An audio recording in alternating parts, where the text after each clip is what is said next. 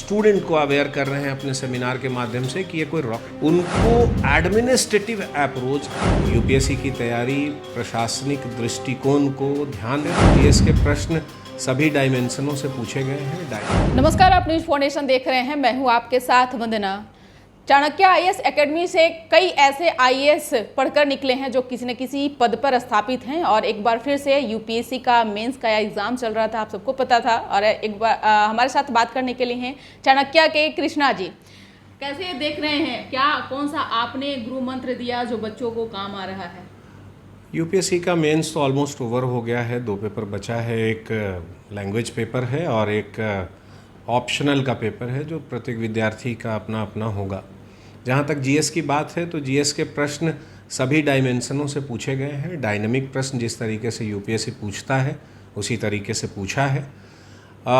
कुछ प्रश्नों की स्थिति ये है कि सीधे तौर पर डायरेक्ट पूछे गए हैं और कुछ प्रश्नों में यूपीएससी विद्यार्थियों के एडमिनिस्ट्रेटिव अप्रोच एप्टीट्यूड को टेस्ट करने की कोशिश करता दिखाई दे रहा है।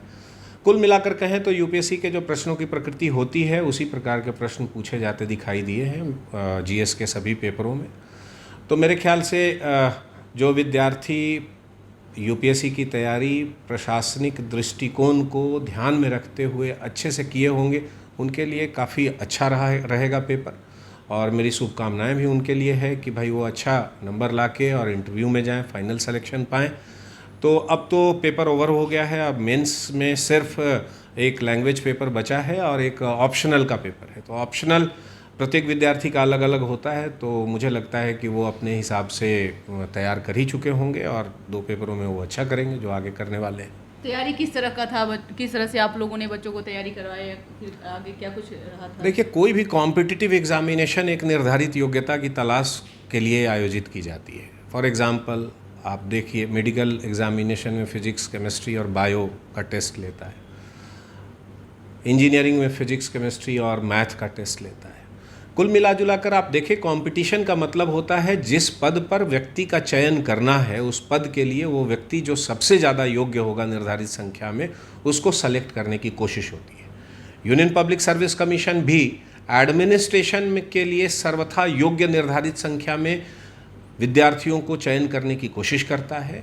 और जो विद्यार्थी हिस्ट्री, ज्योग्राफी, पॉलिटी, इकोनॉमी जो कोर सब्जेक्ट हैं, जितने भी सिलेबस के टॉपिक हैं, उनको एडमिनिस्ट्रेटिव अप्रोच एडमिनिस्ट्रेटिव एप्टीट्यूड से पढ़ता है, समझता है और आंसर लिखता है, उसका सिलेक्शन बहुत आसानी से हो जाता है। तो हमारी कोशिश है, सक्सेस गुरु ए के मिश्रा सर के मार्गदर्शन में चाणक्य आईएएस एकेडमी लगातार इसी कोशिश में लगा रहता है कि विद्यार्थियों को ऐसे तैयार किया जाए जिससे कि वो पूरी तरह से प्रशासनिक कौशल से धनी हो और उनका सिलेक्शन बहुत आसानी से हो सके। निश्चित तौर पे, क्योंकि चाणक्य के कई ऐसे अभी स्टूडेंट जो हैं जो पढ़कर के यहाँ से निकले हैं और आज कोई मुकाम पे हैं। एक सवाल यह भी है कि एक समय था कि बिहार के आईएएस हर जगह परचम लहराया करते थे, आज काफ़ी गिरावट आई है। कारण क्या, मुख्य कारण क्या है? आपका मतलब है कि बिहार से फाइनल रिजल्ट में कुछ कमी आई है, ये कहना चाह रही हैं आप, जहाँ तक मैं समझ पा रहा हूँ। तो देखिए क्या है, 2010 में जब सिलेबस चेंज हुआ 10-11 के आसपास, तो सीसैट इंट्रोड्यूस किया गया, फिर उसको कंपलसरी से किसी तरीके से किया गया, जो तमाम सारी चीज़ें उस समय हुई। तो उस समय बिहार का रिज़ल्ट थोड़ा कम होता दिखाई दिया और चूँकि बिहार के स्टूडेंट किसी भी चेंजेस को अडॉप्ट करने में थोड़ा समय लगाते हैं, वो समय लगाए, लेकिन उसके बाद मुझे ऐसा लगता है कि तेज़ी से रिज़ल्ट आगे बढ़ता दिखाई दे रहा है। कुल रिज़ल्ट में बिहार के संख्या को जो आप कम जिसको बता रही हैं उसको इस संदर्भ में भी देखने की ज़रूरत है कि आज से 15-20 वर्ष पहले हिंदी भाषी क्षेत्र के लोग सिविल सेवा परीक्षा की तैयारी सबसे ज़्यादा संख्या में करते थे। साउथ के लोग और आप कह सकते हैं नॉर्थ ईस्ट के लोग, या फिर आप कह सकते हैं कि दिल्ली और पश्चिमोत्तर क्षेत्रों के लोगों में इतने यूपीएससी के प्रति अवेयरनेस नहीं थी। लेकिन विगत 15-20 वर्षों में ये अवेयरनेस काफ़ी बढ़ गई और अब आप देखिए कि पूरे देश के लोग बड़ी संख्या में यूपीएससी की तैयारी करते हैं। और जब सभी लोग सभी जगह से तैयारी करेंगे तो उस स्थिति में कंपटीशन बढ़ेगा, कंपटीशन काफ़ी बढ़ गया भी है, तो उस संदर्भ में भी इस रिज़ल्ट को देखना चाहिए। लेकिन मेरा मानना ये है कि 2010 में सिलेबस चेंज होने के बाद जो रिज़ल्ट में गिरावट आई थी उसमें उत्तरोत्तर वृद्धि देखने को मिल रही है और ये एक अच्छा संकेत है। और मुझे ऐसा लगता है कि बिहार के विद्यार्थियों में इतना पोटेंशियल है कि वो आने वाले कुछ वर्षों में अपने पुराने स्वर्णिम गौरव को प्राप्त कर लेंगे। चाणक्य आईएएस एकेडमी की स्थापना भी पटना में इसी कारण से की गई कि लगातार 2011, 12, 13 में रिज़ल्ट बिहार से कम होता जा रहा था और सक्सेस गुरु ए.के. मिश्रा सर ने कहा, उनका ये सोच था कि भाई बिहार के रिज़ल्ट को अच्छा किया जाए, बढ़ाया जाए। और तब 2013 में Chanakya IAS academy Patna branch की स्थापना हुई। तब से हम लोग लगातार बिहार के छोटे छोटे से स्थानों पर जाकर, गांव तक जाकर लगातार स्टूडेंट को अवेयर कर रहे हैं अपने सेमिनार के माध्यम से कि ये कोई रॉकेट साइंस नहीं है, ये एक आम परीक्षा है जिसका एक सिलेबस है, क्वेश्चन पैटर्न है। और यदि इनिशियल स्टेज में आप इन चीज़ों को समझ जाते हैं, उसके अकॉर्डिंग तैयारी करते हैं, तो ये परीक्षा कोई बहुत मुश्किल परीक्षा नहीं है। और मुझे लगता है कि शायद इन्हीं चीज़ों का परिणाम है कि अब बिहार से रिज़ल्ट उत्तरोत्तर बढ़ता दिखाई दे रहा है। आपने देखा कि पिछले साल के रिज़ल्ट में टॉपर भी हमारे यहाँ से थे, फर्स्ट पर भी हमारे यहाँ से थे, फर्स्ट रैंकर हमारे यहाँ से थे। तो ये एक अच्छी स्थिति है और मुझे लगता है कि आने वाले कुछ ही वर्षों में बिहार अपने पुराने स्वर्णिम गौरव को प्राप्त कर लेगा, क्योंकि बिहार के विद्यार्थियों में मेहनत करने की जो क्षमता है, जितनी क्षमता है वो बहुत अधिक है। और वो किसी भी चेंजेस को जब अडॉप्ट कर लेते हैं तो किसी के लिए भी भारी पड़ सकते हैं। बिल्कुल, वो सारी कैपेबिलिटी उन बच्चों में होती है, लेकिन सवाल यह भी है कि पीटी और मेंस तो बच्चे आसानी से निकाल लेते हैं, इंटरव्यू में जाकर के उनको जो है काफ़ी दिक्कतों का सामना करना पड़ता है। तो वो कौन सी ऐसी चीज़ें होती हैं जो कि बाधा सारी चीज़ों का मतलब रुकावट एक पैदा कर देती है? देखिए, ये परीक्षा की तैयारी कंपोजिट रूप में होनी चाहिए, ठीक है। ये पीटी, मेंस और इंटरव्यू की तैयारी अलग अलग नहीं होती। ये एक योग्यता हासिल करने की बात है। जो व्यक्ति उस योग्यता को हासिल कर लेता है उसका सिलेक्शन होता है और वो योग्यता है एडमिनिस्ट्रेटिव अप्रोच, एडमिनिस्ट्रेटिव एप्टीट्यूड, जो डिफरेंट सब्जेक्ट्स के माध्यम से आयोग चेक करता है।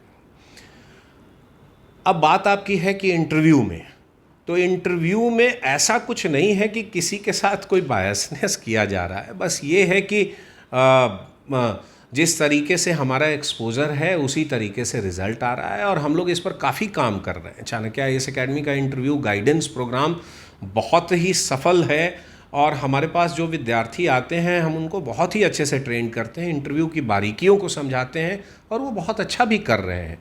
तो मेरा कुल मिला जुला कर यही कहना है कि जिस चेंज को हमारे बिहार के स्टूडेंट अडॉप्ट करने की दिशा में आगे बढ़ रहे हैं, वो धीरे धीरे अपने रिज़ल्ट को बहुत आगे लेके जाएंगे, इसमें कोई संदेह नहीं है। ये एक सवाल यह भी है कि आज का दौर अगर देखा जाए आजकल का, तो डिजिटली पढ़ाई सबसे ज़्यादा बच्चे कर रहे हैं। ऐसे में यूपीएससी एक ऐसा एग्ज़ाम होता है, इसमें कंडक्ट करते हैं कि ये हाई लेवल का एग्ज़ाम होता है। तो क्या लगता है कि जो ऑनलाइन के माध्यम से जो बच्चे पढ़ पाते हैं, क्या वो सारी चीज़ें उनको संभवतः मिल जाती है या फिर ऑफलाइन क्लासेस जो हैं उनके लिए बेहतर एक ऑप्शन है? देखिए, मेरा ये मानना है कि क्लासरूम का विकल्प पूरी तरह से ऑनलाइन एडुकेशन भारत के संदर्भ में और बिहार के संदर्भ में अभी तक नहीं हो पाया है और अभी होने में बहुत समय लगेगा, क्योंकि हमारा माइंडसेट उस तरीके का नहीं, उतना उस चीज़ को अडॉप्ट करने वाला नहीं है।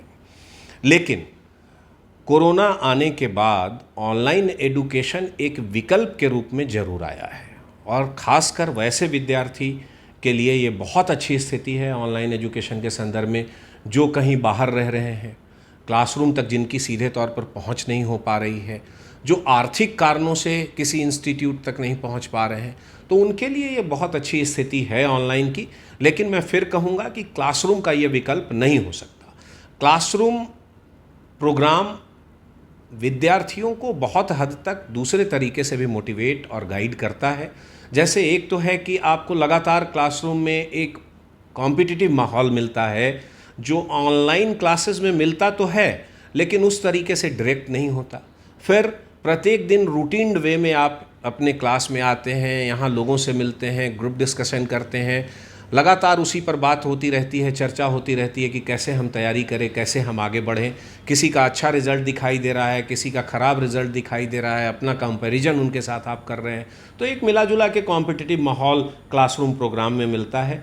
दूसरी बात है टीचर के साथ आई कांटेक्ट होता है, टीचर से आप क्लासरूम में प्रश्न पूछ पाते हैं। ये सारी चीज़ें ऑनलाइन में भी अवेलेबल हैं, लेकिन हम उसको उतने अच्छे से अडॉप्ट नहीं कर पाए हैं अभी तक जितने अच्छे से इन चीज़ों को हम क्लासरूम में अडॉप्ट कर चुके हैं, और हमें अभी थोड़ा सा इसमें समय लगेगा। साथ ही ऑनलाइन प्रोग्राम में भारत और बिहार जैसे राज्यों के लिए कुछ सीमाएं भी हैं, जैसे इंटरनेट की सीमितता। आप आज भी ग्रामीण क्षेत्रों में जाइए तो बहुत हद तक एक सामान्य स्पीड जिसमें कोई व्यक्ति अपने क्लास को कर सके अनइंटरप्टेड, ये एक बहुत बड़ी चुनौती है।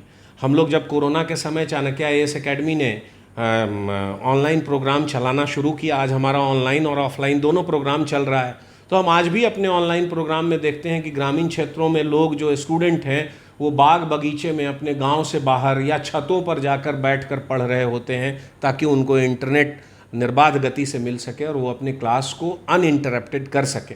तो ये सारी सीमाएं अभी हैं, लगातार कोशिश जारी है। भारत सरकार, राज्य सरकार भी इस पर कोशिश कर रही है, और एक बेहतर विकल्प तो होगा ही वैसे स्थिति में जब ये अनइंटरप्टेड हो, और साथ साथ ऐसे विद्यार्थी जो सीधे तौर पर क्लास में नहीं आ रहे हों उनके लिए एक बेहतर विकल्प आज भी है, आगे भी रहेगा।